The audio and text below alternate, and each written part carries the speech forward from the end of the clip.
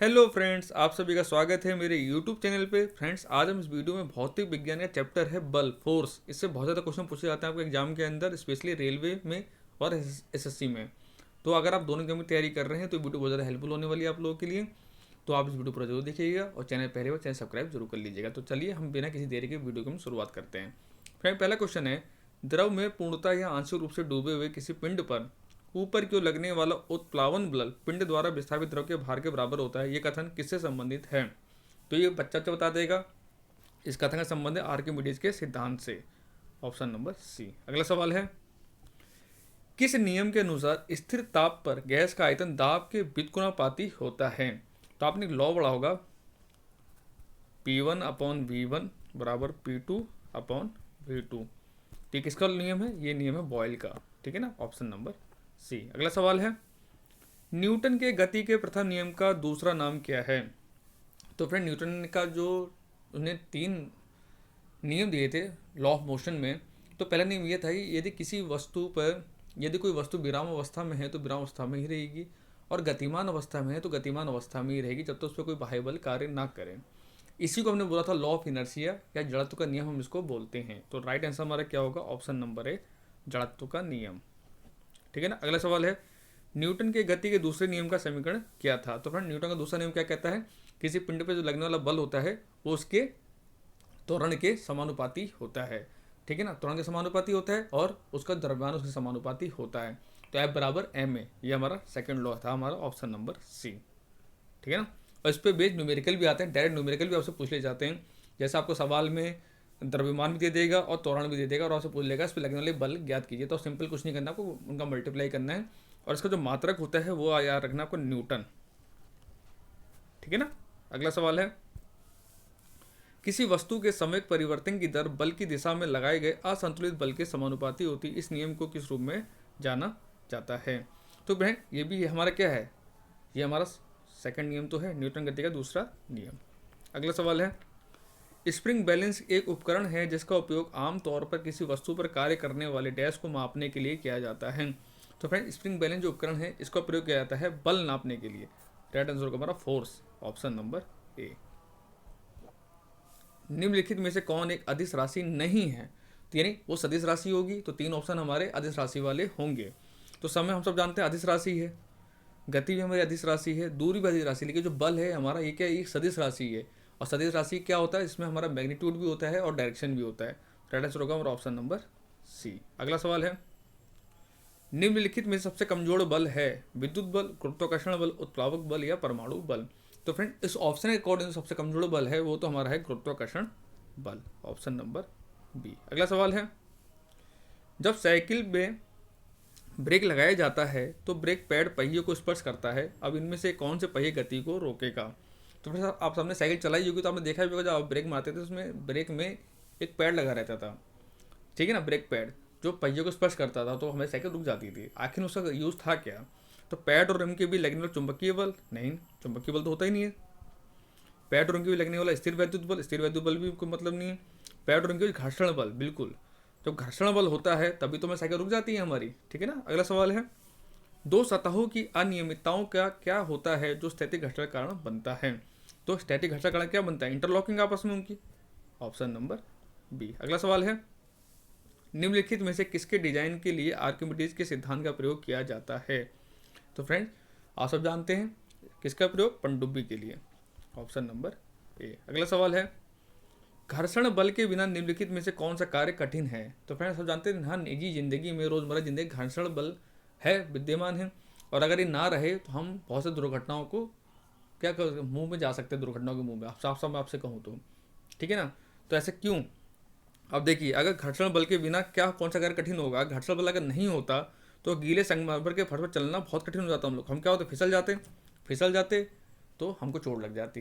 घर्षण बल है इसलिए हम नहीं फिसल रहे, इसलिए ना जूतों में भी सब में वो धारी नीचे काटी रहती हैं, पैड बने रहते हैं। क्यों बने रहते? इसीलिए बने रहते हैं वो। अगला सवाल है, जब हम एक हथौड़े की मदद से मांसपेशी बल लगाते हैं तो कौन से अन्य बल भी कील को दीवार पर ठोकने में योगदान करते हैं? तो कौन सा है? वो घर्षण बल ही होता है हमारा। राइट आंसर होगा ऑप्शन नंबर सी। आर्किमिडीज के सिद्धांत की खोज के बाद क्या निर्धारित किया था? तो आर्किमिडीज लॉ सबसे पहला क्वेश्चन ने पढ़ा वही था।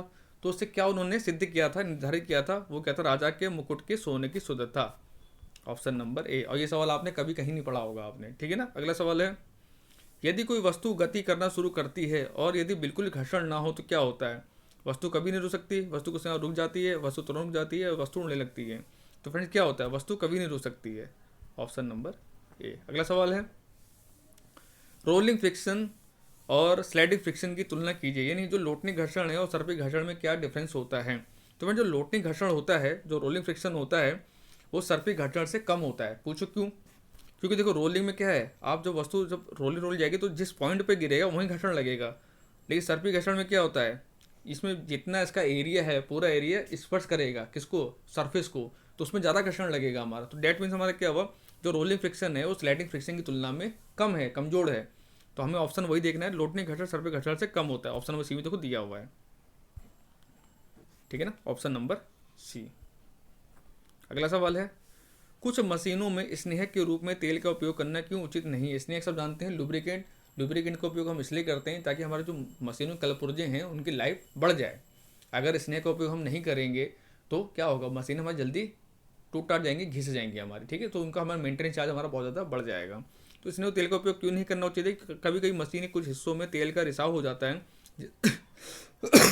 सॉरी, जिससे कार्य प्रणाली में अवांछनीय बाधा उत्पन्न होती है। यही ऑप्शन हमारा सही है, ठीक है ना। अगला सवाल है, किस बल के कारण चंद्रमा पृथ्वी के चारों ओर अपने वृत्ताकार कक्षा में घूमती है।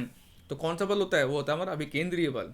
Option number D. अगला सवाल है, निम्नलिखित में से किस कारक पर द्रव में किसी वस्तु पर घर्षण बल निर्भर करता है।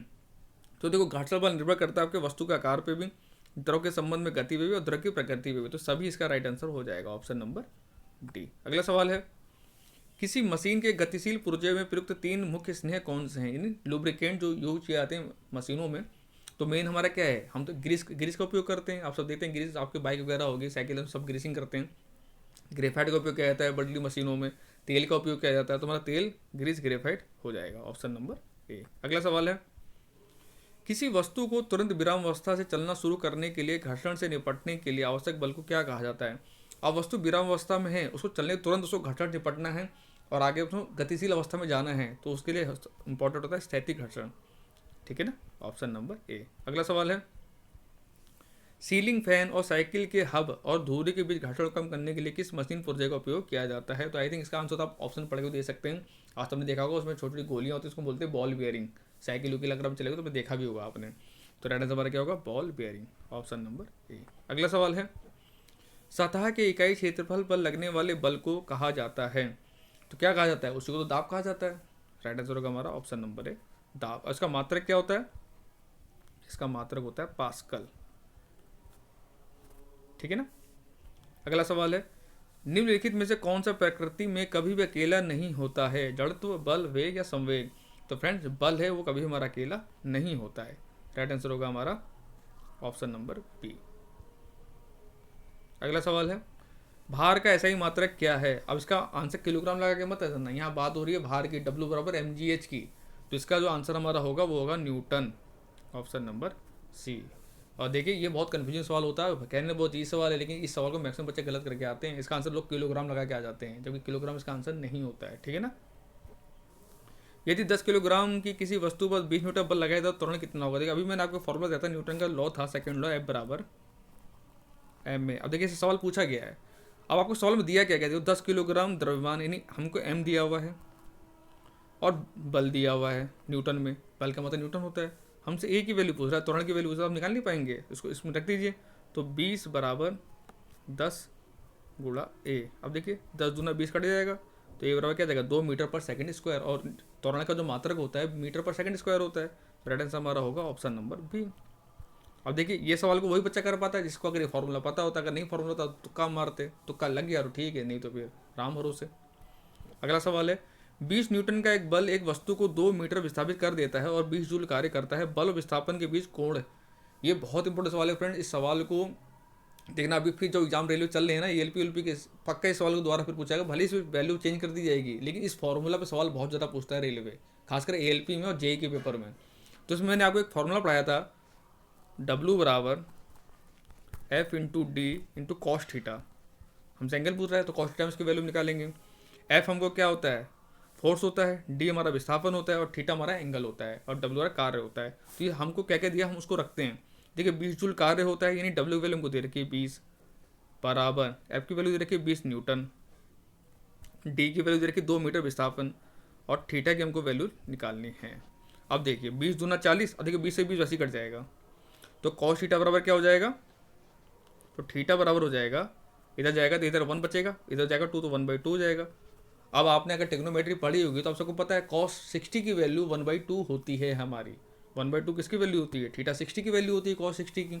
तो कॉस 60 हमारा इसका राइट आंसर होगा, यानी 60 डिग्री का एंगल उनके बीच में बनेगा, ऑप्शन नंबर ए। बस इतना सा करना था, इसमें थोड़ी मैथ भी थी। ट्रिग्नोमेट्री अगर आपको पता होती, थीटा की वैल्यू को पता होती, तो उसका आंसर आप निकाल सकते थे, ठीक है ना। तो इस सवाल को जरूर याद रखिएगा और इस फॉर्मूला जरूर याद रखिएगा, डब्ल्यू बराबर एफ डी कॉस थीटा, ऐसे डायरेक्ट सवाल पूछे जाते हैं, ठीक है ना। इनमें से किसके द्वारा लगाए जाने वाले घर्षण बलों को ड्रैग नाम दिया जाता है। तो ड्रैग जो नाम दिया जाता है वो मैक्सिमम जो द्रव के द्वारा घर्षण लगाया जाता है उसको ड्रैग बोला जाता है, ठीक है ना। अगला सवाल है, कारों के ब्रेकिंग पैड में के गुण का उपयोग किया जाता है। तो किसका उपयोग करें, जाहिर सी बात है घर्षण के सकारात्मक प्रभाव का तो उपयोग हम करेंगे, नेगेटिव को थोड़ी यूज करेंगे हम। Option number A. मनुष्य के लिए ध्वनि की सर्व सीमा लगभग होती है, तो कितनी होती है, 20 हर्ट्ज से 20,000 हर्ट्ज, ठीक है ना। तो राइट आंसर होगा हमारा ऑप्शन नंबर ए, ठीक है ना। तो टॉप 30 क्वेश्चन हमारे समाप्त होते हैं इस वीडियो के, और ये सारे इंपॉर्टेंट क्वेश्चन थे, सो न्यूमेरिकल जो इंपॉर्टेंट है वही मैंने आपको करा दिए। तो वीडियो लाइक शेयर कर दीजिए, चैनल को सब्सक्राइब कर लीजिए। मिलते हैं आपसे जल्दी नेक्स्ट टॉपिक पे।